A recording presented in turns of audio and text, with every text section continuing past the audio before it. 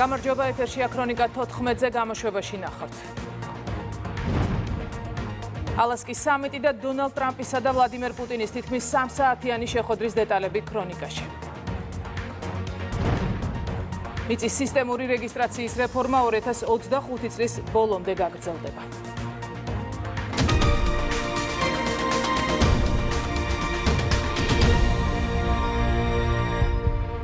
ამ წუთებში ფინანსთა სამინისტროს საგამოძიებო სამსახურში ბრიფინგი იწყება, რომელსაც პირდაპირ ეთერში გთავაზობთ. მოგესალმებით. საქართველოს ფინანსთა სამინისტროს საგამოძიებო სამსახურის თანამშრომლებმა შიდა ქართლისა და მცხეთა-მთიანეთის საოლქო პროკურატურასთან კოორდინაციით გატარებული ოპერატიულ-სამძებრო ღონისძიებებისა და საგამოძიებო მოქმედებების შედეგად ქრთამის აღების ფაქტზე შქმერეს ადმინისტრაციულ ერთეულში ონის მუნიციპალიტეტის მერის წარმომადგენელი ზ.ჯ. დააკავეს. გამოძიებით დადგენილია, რომ ბრალდებულმა სამსახურებრივი უფლებამოსილების განხორციელებისას პირადი მატერიალური გამორჩენისა და სარგებლის მიღების მიზნით მის სამოქმედო ტერიტორიაზე სასარგებლო წიაღისეულის ტორფის მოპოვების სანაცვლოდ მოქალაქეს ქრთამის სახით მოსთხოვა და გამოართვა 1800 ლარი, რა დროსაც მოხდა მისი დაკავება. გამოძიება მიმდინარეობს საქართველოს სისხლის სამართლის კოდექსის 328 მუხლის პირველი ნაწილით, რაც სასჯელის სახედაზომად ითვალისწინებს თავისუფლების აღკვეთას 6-დან 9 წლამდე ვადით. საქართველოს ფინანსთა სამინისტროს საგამოძიებო სამსახური მომავალშიც გაატარებს საფინანსო ეკონომიკურ სფეროში ჩადენილი დანაშაულის წინააღმდეგ სისხლის სამართლის მკაცრ პოლიტიკას. მადლობა. ეს იყო პირდაპირ ჩართვა ფინანსთა სამინისტროს საგამოძიებო სამსახურიდან. დონალდ ტრამპის და ვლადიმერ პუტინის შეხვედრაზე და შეხვედრის შემდეგ გაკეთებულ განცხადებებზე პოლიტიკურ შეფასებებს აკეთებს პარლამენტის თავმჯდომარე. დონალდ ტრამპის მოსაზრება, რომ ომის აცილება შესაძლებელი იყო, რასაც რუსეთის პრეზიდენტიც ეთანხმება, შალვა პაპუაშვილის შეფასებით იმის დადასტურებაა, რომ ომი რუსეთსა და დასავლეთს შორის მიმდინარეობს, ეს კი ააშკარავებს, რა ტიპის დაპირისპირებაში ითრევდნენ საქართველოს. შეერთებული შტატებისა და რუსეთის პრეზიდენტების შეხვედრა ალასკაზე, რომლის სლოგანიდანაც შეირჩა სწრაფვა მშვიდობისკენ, მართლაც წინ გადადგმული ნაბიჯია მშვიდობის მისაღწევად. არჩევის დღიდან პრეზიდენტი ტრამპი ხშირად იმეორებს, რომ მასურს ომების დასრულება და მშვიდობის მიღწევა, ხოლო უკრაინის ომი არასდროს მოხდებოდა თავად რომ ყოფილიყო იმ დროს პრეზიდენტი. ალასკის შეხვედრა გამოირჩა იმით, რომ რუსეთის პრეზიდენტი დაეთანხმა პრეზიდენტ ტრამპის ამ მოსაზრებას. ომის აცილება შესაძლებელი იყო, ხოლო თუ მშვიდობა შესაძლებელი იყო და თუ ამერიკის პრეზიდენტს გააჩნდა პროცესზე ზემოქმედების ბერკეტი, ეს ნიშნავს დადასტურებას, რომ ომი რუსეთსა და დასავლეთს შორის მიმდინარეობს. ამგვარად მოსაზრება ახალი არ არის, თუმცა პრეზიდენტების შეხვედრაზე ეს ფორმალურადაც დადასტურდა. მანამდე კი იყო სახელმწიფო მდივნის მარკო რუბიოს განცხადებაც, რომ უკრაინის ომი ეგრეთ წოდებული პროქსი ომია, ანუ მარიონეტის ხელით წარმოებული ომი. ეს დასტური კი პირდაპირ ააშკარავებს, თუ რა ტიპის დაპირისპირებაში გვითრევდნენ უცხოელი მტერმოყვარეები და მათი ინტერესების მომსახურე შინაზარდის სასარგებლო იდიოტები. ამასთან ეს დასტური ასევე პირდაპირ ააშკარავებს, რატომ არ დაიწყო საქართველოში ომი 2022 წელს, იმიტომ რომ მათთვისაც ჩვენი ქვეყნის იარაღად გამოყენება უნდოდათ 2008 წლისგან განსხვავებით საქართველოს ხელისუფლებაში დახვდნენ პატრიოტები და არა მარიონეტები. არ დაგვაუწყდეს, რომ ომამდე 5 თვით ადრე, როდესაც უკვე ნათელი იყო საით მიდიოდა საქმე, რეფერენდუმად გამოცხადებული 2021 წლის ოქტომბრის თვითმმართველობის არჩევნების დღისთვის უცხოურმა სპეცსამსახურებმა ქვეყანაში მიხეილ სააკაშვილი შემოაპარეს, რათა ძალადობრივი სცენარით ხელისუფლება შეეცვალათ. დღეს უკვე ყველასთვის ცხადია, რა იყო ამ გეგმის მიზანი.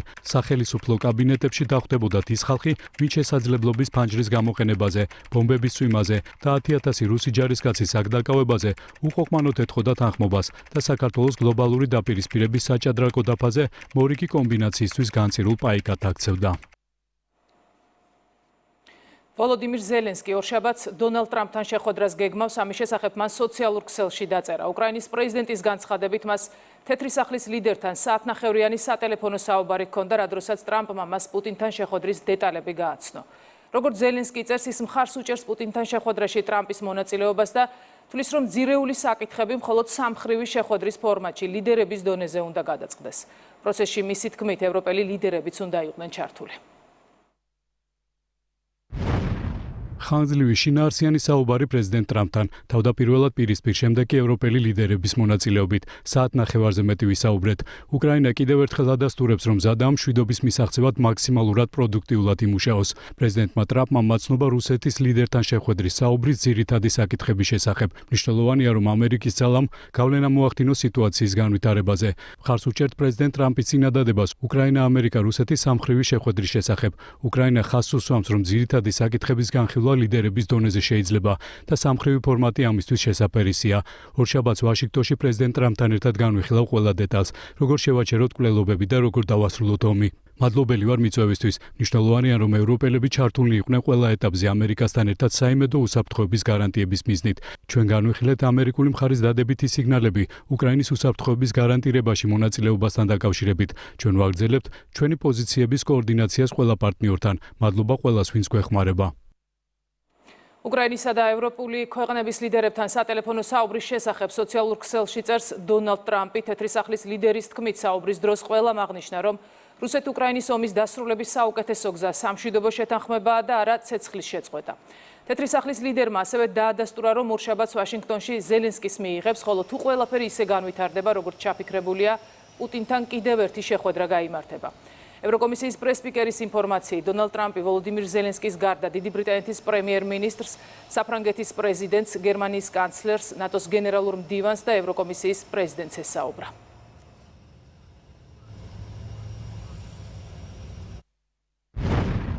დიდებული და ძალიან წარმატებული დღე ალასკაზე. რუსეთის პრეზიდენტთან ვლადიმერ პუტინთან შეხვედრამ ძალიან კარგად ჩაიარა და გვიანღამით უკრაინის პრეზიდენტ ზელენსკისთან, ასევე სხვადასხვა ევროპელ ლიდერებთან, ნატოს ღრმად პატივცემული გენერალური მდივნის ჩათვლით საუბარი გავმართე. ყველა თანხმდება, რომ რუსეთსა და უკრაინას შორის საშინელი ომის დასრულების საუკეთესო გზას სამშვიდობო შეთანხმება წარმოადგენს, რომელიც ომს დაასრულებს და არა ცეცხლის შეწყვეტის შეთანხმება, რომელიც ხშირად ირღვევა. სოფლიო უსაფრთხო და სანამ შეერთებული შტატებისა და რუსეთის ლიდერები საუბრობენ, ასე ეხმიანება უნგრეთის საგარეო საქმეთა მინისტრი პიტერ სიარტო დონალდ ტრამპსა და ვლადიმერ პუტინს შორის გამართულ მოლაპარაკებებს. მისი თქმით, კონფლიქტი არა ბრძოლის ველზე, არამედ მოლაპარაკების მაგიდასთან უნდა გადაწყდეს, რასაც უნგრეთი იმთავითვე მხარს უჭერდა.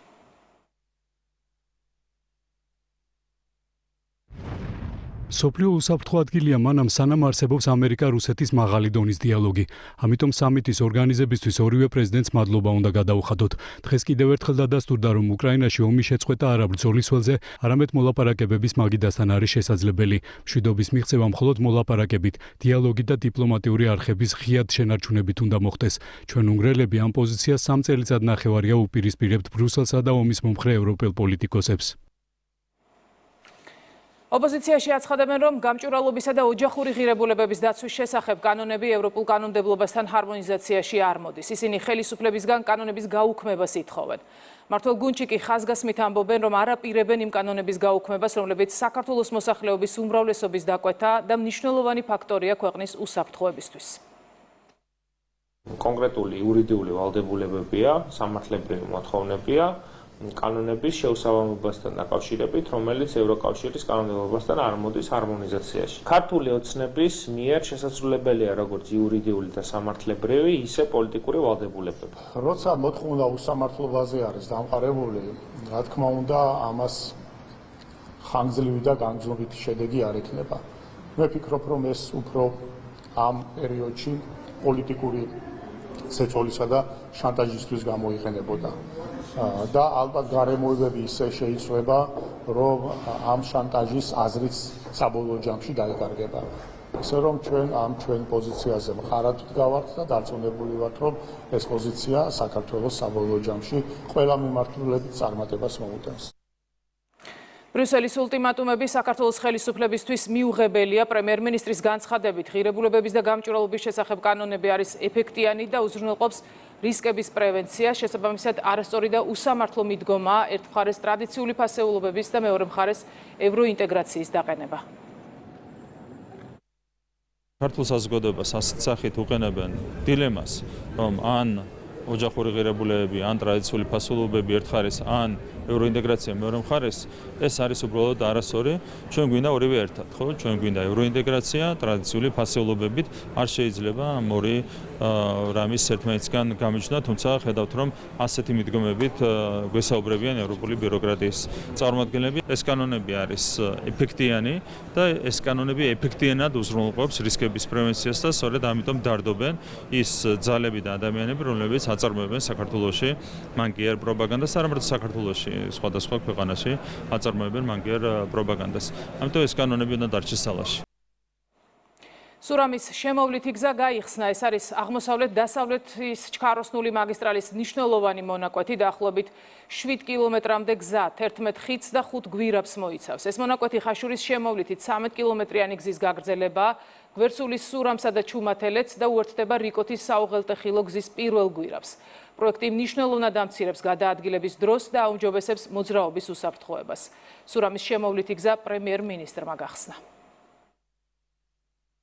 ძალიან მნიშვნელოვანი მონაკვეთია და რა თქმა უნდა ეს შექმნის მეტ კომფორტს ჩვენი მოქალაქეებისთვის, ჩვენი სტუმრებისთვის და ეკონომიკური კუთხითაც არის ძალიან მნიშვნელოვანი. ჩვენ გვაქვს ამბიციური მიზანი, რომ ჩვენს რეგიონში, სამხრეთ კავკასიაში ქვეყანა ჩამოყალიბდეს როგორც ჰაბი, რომელიც დააკავშირებს ერთმანეთთან ევროპას და აზიას. ეს ხო ჩვენი ისტორიული მისია, ისტორიული ფუნქცია და გვინდა რომ მაქსიმალურად აღუდგინოთ ეს ფუნქცია ჩვენს ქვეყანას და ამ კუთხითაც მნიშვნელოვანია ბუნებრივი ასეთი პროექტები.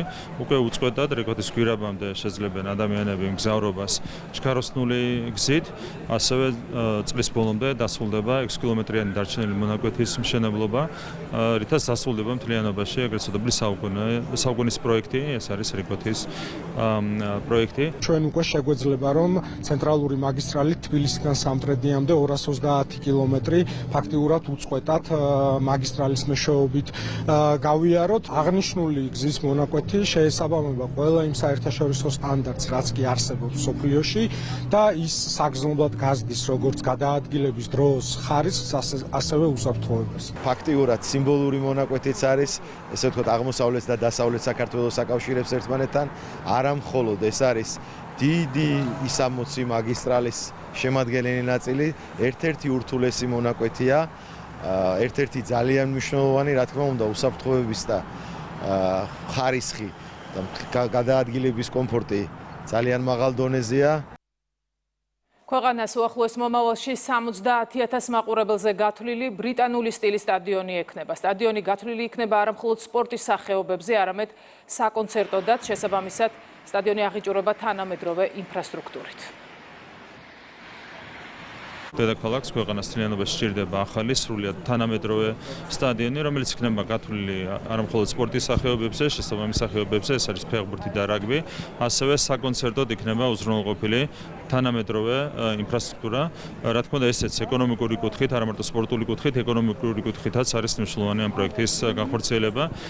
ყველა შეგვიძლია დავბერდეთ, რომ ძალიან დახვეწილი სუპერთანამედროვე 70,000 მაყურებელზე გათვლილი ინგლისური ბრიტანული სტილის სტადიონი ექნება ჩვენს ქვეყანას ძალიან მალე. ძალიან შრომატევადი მუშაობა გაწია, ასე ვთქვათ, მუნიციპალური განვითარების ფონდმა, უცხოელ კონსულტანტებთან ერთად. ჩვენი იმედი გვაქვს, რომ დაინტერესება იქნება ძალიან დიდი და საბოლოო ჯამში სულ რამოდენიმე წელიწადში ჩვენი ქვეყანა კიდევ ერთ უმნიშვნელოვანეს ინფრასტრუქტურულ ობიექტს მიიღებს. 70,000-ზე მეტ მაყურებელზე არის გათვლილი, რომელიც უპრეცედენტოა, ანუ საქართველოში ესეთი სტადიონი და რეგიონში არ არის.